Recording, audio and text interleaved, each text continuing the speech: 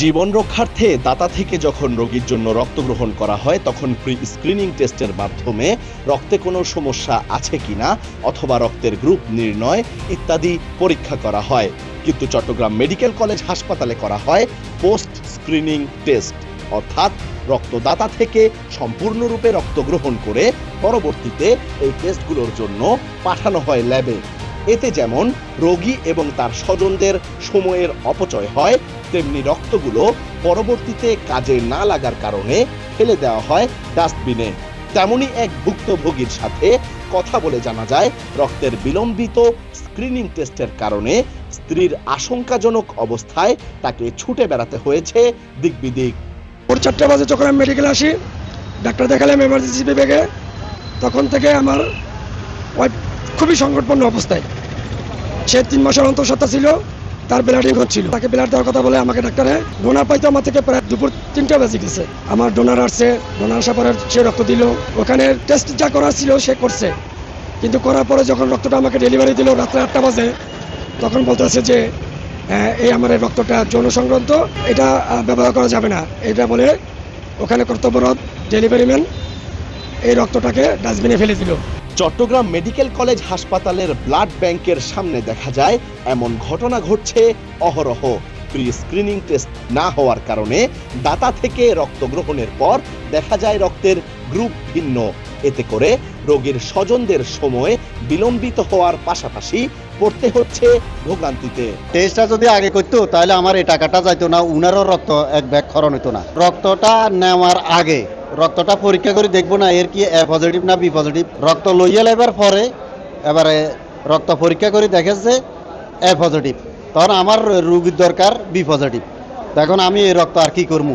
Post screening টেস্টের জায়গায় যদি প্রি স্ক্রিনিং টেস্ট করা হয় তাহলে কিন্তু এই সমস্যাগুলো হয় না, এবং প্রি স্ক্রিনিং টেস্ট যদি করতে হয় সেক্ষেত্রে পর্যাপ্ত সক্ষমতার প্রয়োজন আছে।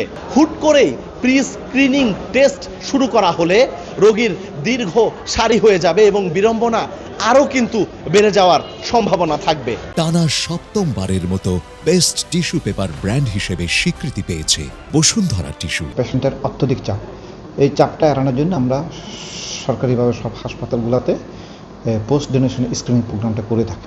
যদি আমরা চাপটা কমাতে পারি, এটার জন্য আমার যেটা দরকার, আমার জনবল বাড়াতে হবে, আমার স্বাস্থ্য খাতের বাজেটটা বাড়াতে হবে, তাহলে কিন্তু এর মাধ্যমে রোগীরা অনেক সেবা পাবে বলে আমরা বিশ্বাস করি। এ নিয়ে ভুক্তভোগী চট্টগ্রাম মেডিকেল কলেজ হাসপাতালের পরিচালক বরাবর একটি অভিযোগপত্র দেন। প্রশ্ন রাখেন এর দায়ভার আসলে কার। এর কোনো রকম টেস্ট করা ছাড়া ব্লাডটা নিয়ে একটা মানুষ থেকে একটা ব্যাগ রক্ত নিয়ে সে টেস্ট করে ডাস্টবিনে ফেলে দিতে পারে না, আর এরকম অবস্থায় আমাকেও বিপদে ফেলতে পারে না। তাহলে আমার রোগী যদি মারা যেত এরকম ব্লাড সংকটের কারণে, তাহলে এটার জবাবটা কে দিত? অন্যান্য রোগীর স্বজনরাও একই সুরে বলেন তাদের ভোগান্তির কথা। রক্ত দেওয়ার আগে আমি ডোনার আনি, উনিকে যদি আগে পরীক্ষা করাই তাহলে এটা সম্ভবত ভালো।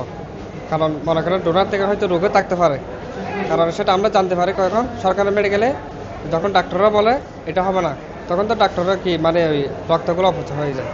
জানা যায় বাংলাদেশে বছরে প্রায় 9 লাখ ব্যাগ রক্তের চাহিদার মধ্যে স্বেচ্ছাসেবী দাতারা 32% এবং রোগীর স্বজন বা অন্যান্য উৎস থেকে বাকি 68% রক্ত সংগ্রহ করা হয়। পোস্ট স্ক্রিনিং টেস্টের কারণে নষ্ট হচ্ছে সময়, বাড়ছে বিড়ম্বনা। প্রশাসনের সাথে কথা বলে জানা যায় বাজেট নেই, অর্থাৎ সক্ষমতার অভাব। বাংলাদেশের মতো জনবহুল একটি দেশের মোট বাজেটের মাত্র 5.19% বাজেট ছিল স্বাস্থ্য খাতে 2024-25 সালে। স্বাস্থ্য খাতে বাজেট কেন হয় না? আবির আহমেদ, কালের কণ্ঠ, চট্টগ্রাম।